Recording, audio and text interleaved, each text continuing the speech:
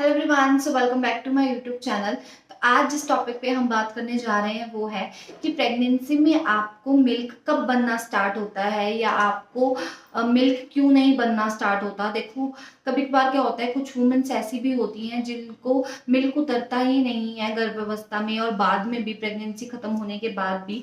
तो वो क्या रीजंस होते हैं और कब उतरना शुरू होता है, तो आपको कैसे पता लग जाएगा।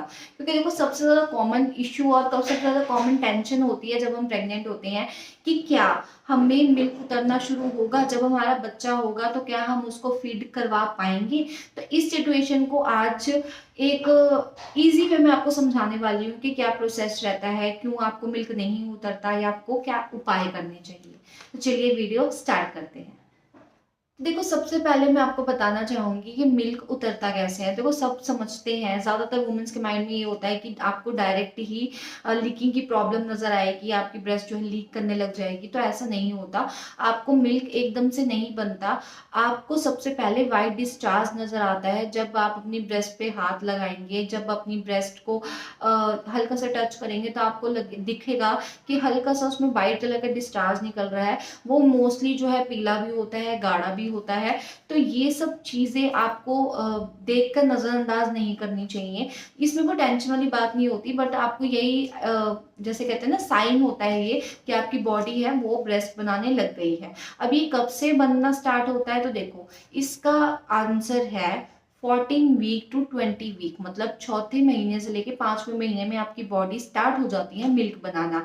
कहीं ना कहीं एस्ट्रोजन जो होते हैं और ये बहुत सारे हॉर्मोन्स होते हैं जिसकी वजह से आपकी body time to time react करने लगती है। कुछ की 5वें महीने में भी होगा, कुछ के चौथे महीने में भी स्टार्ट हो जाएगा।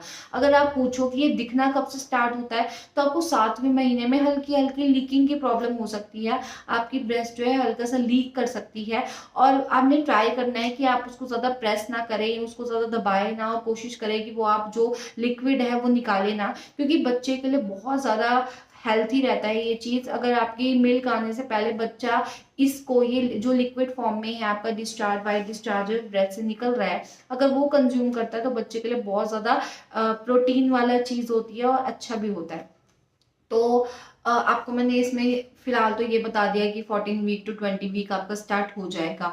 मोस्टली हार्मोन चेंजेस की वजह से आपको थोड़ा इधर उधर हो सकता है, और ज्यादातर वुमेन्स को तो पहले ही हो जाता है। तो आपको ये एक्सपीरियंस ज्यादा से ज्यादा छठे महीने तक आपको देखने को मिल जाएगा। अब हम बात कर लेते हैं सबसे इम्पोर्टेंट जो रहती है कि किन महिलाओं के दूध नहीं निकलता या नहीं उतरता। तो देखो, 9 मंथ तो आपके इजिली कट जाते हैं। आपको कहीं ना कहीं माइंड में होता है कि ठीक है, हो जाएगा, जैसे बेबी होगा मिल्क आना स्टार्ट हो जाएगा।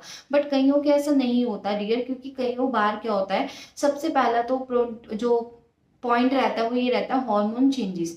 आपकी बॉडी में इतने ज्यादा हार्मोन चेंजेस होते हैं, आपको पीसीओएस की प्रॉब्लम होती है या फिर आपको कुछ ऐसी दिक्कतें हो जाती है हार्मोन चेंजेस की वजह से कि आपकी जो ब्रेस्ट है उसमें मिल्क बनता ही नहीं है, और पूरी प्रेगनेंसी ऐसे ही आपकी गुजर जाती है और तब आप गौर नहीं करती। उसके बाद आपको मेडिकेशन पे जाना पड़ता है, डॉक्टर से सलाह लेनी पड़ती है, और मेडिसिन स्टार्ट करवाने के बाद ही आपका जो मिल्क है वो उतरता है।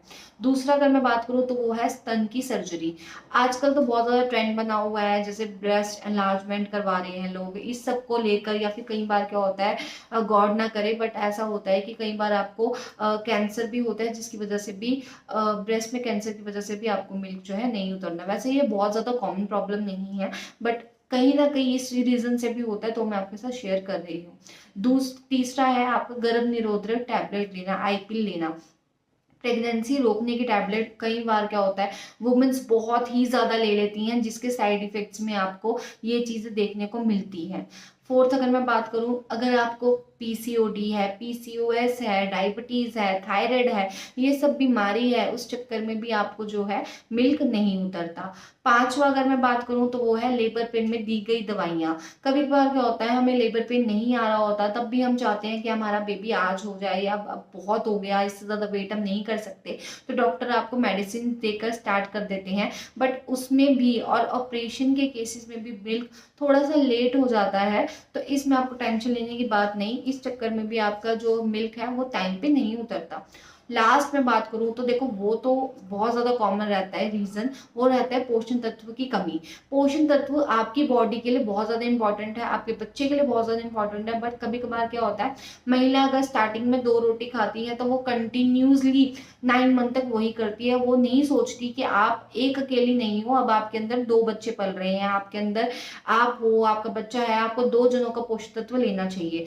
कभी ना कभी पोषण तत्व कम लेने की वजह से भी आपका जो मिल्क है वो मिल्क बनना स्टार्ट ही नहीं होता, और जब मिल्क बनना स्टार्ट ही नहीं होगा, डेफिनेटली वो प्रेगनेंसी के बाद आप बच्चे को फीड नहीं करवा पाएंगी।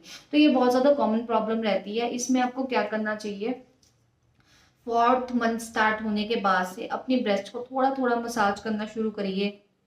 उसके बाद अगर मैं बात करती हूँ तो वो है, आपको डॉक्टर से सलाह लेनी चाहिए। अगर आपको 7th मंथ 8th मंथ भी हो गया, आपको लग रहा है कि नहीं, आपको लिक्विड भी नहीं स्टार्ट हुआ निकलना, तो आपको डॉक्टर से बात करनी चाहिए। तो ये जो है बहुत ज्यादा कॉमन रहते हैं जिस वजह से मिल्क नहीं उतरता।